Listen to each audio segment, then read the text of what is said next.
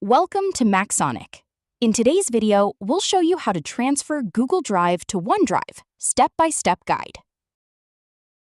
MacSonik Google Drive migration tool securely transfers drive data to OneDrive, another Google Drive account, or local storage while preserving folder structure and data integrity. Key features of MacSonik Google Drive migration tool. Let's get started. Step 1. Firstly, download and launch the MacSonik Google Drive migration tool on your system and click Next. Step 2. Now select a Gmail account from the dropdown and click OK to proceed. Step 3.